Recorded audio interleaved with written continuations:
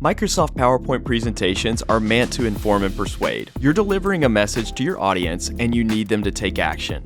You can use your final slide at the end to do just that. Hi, I'm Andrew Childress and I'm a presentation pro. In this video, I'm going to show you how to end a PowerPoint presentation with a strong close. In no time, you'll be delivering successful presentations with a compelling end. The best way to start is with a premium PowerPoint template from Envato Elements. Elements is a creative powerhouse with a winning offer, unlimited downloads. You'll pay a flat monthly rate and gain access to as many premium PPT templates as you want. And that's not all. Elements also includes stock photos, music, fonts, and more.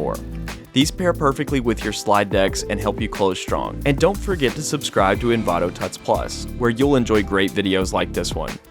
For this tutorial, I'll work with the beautiful Yuki multi-purpose PowerPoint template from Envato Elements. This one includes over 40 custom slide layouts to work with. I have it downloaded and open in PowerPoint here, and you can see the design options as I scroll through like this. Keep in mind, we don't need to use every single one of these slides. The trick is to choose only the slide or slides that help you build to a strong close. It pays to consider the type of presentation that you're giving. There are really 4 categories of slide deck. Persuasive presentations help you share a message with the intent of changing the views of your audience. Informative presentations are narratives that share ideas and information. Decision-driven presentations are common in the workplace. With these, you're sharing a specific plan or course of action. And finally, you may give an introductory presentation. Here, you're introducing yourself or your firm. The type of presentation influences the type of closing slide that you need. For persuasive, informative, and introductory presentations, it's best to recap the message you've already delivered. Go back over your key points and ideas. Remember, first impressions count, and so do those vitally important last impressions. End on a high note, ensuring your audience remembers and retains the key points of your slide. Decision-driven presentations will feature here. For these, you still need to revisit key points, but it pays to offer the backing data too. Spell out the decision that you're recommending. Audiences can't take action if they don't clearly understand what you're looking for. In the slide deck here, let's go to slide number 13.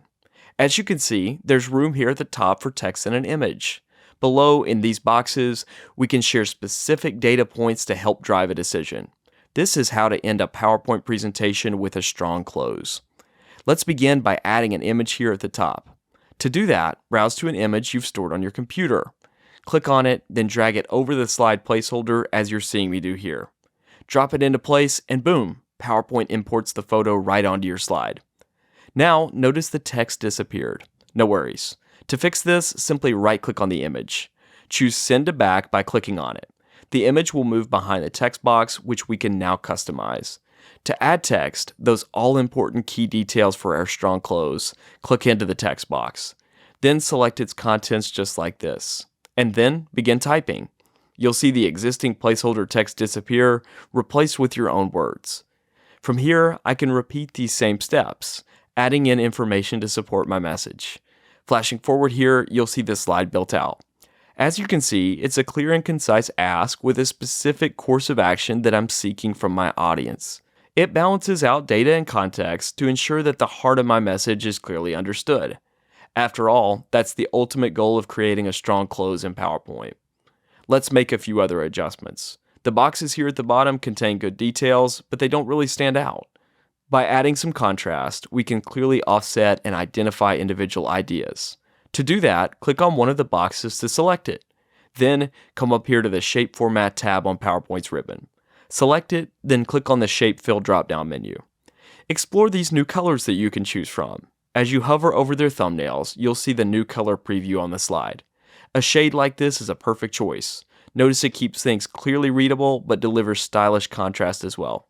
Finally, you can always customize font designs. Start by selecting some text and then come up to the Home tab on the ribbon. In the font group here, you can change the font size and style with these drop-downs, or effects can be added with these buttons here. Let's make this text bold and then underline it to help it stand out to our audience. Need custom fonts? Envato Elements is here to help. As a subscriber, you also have access to thousands of beautiful font designs. Download and use as many as you want. As you can see in the vast library, there are spectacular options for any style or design aesthetic. That's it. In just a few clicks, we built a strong closing slide. Remember the goal: revisiting the essential points of your slides, and then inspire your audience to take action based on what they're told. Keep layouts clear and concise. When you do, you'll build an unforgettable PowerPoint close. It's a simple matter of adding your own text, data, and images onto a premium slide template like this. Before you go, be sure to like this video. Then subscribe to our Envato Tuts Plus YouTube channel. There you'll find countless other tutorials just like this one. Plus, you'll enjoy content roundups, engaging courses, and much more. I'm Andrew Childress for Envato Tuts Plus, and thanks again for joining me.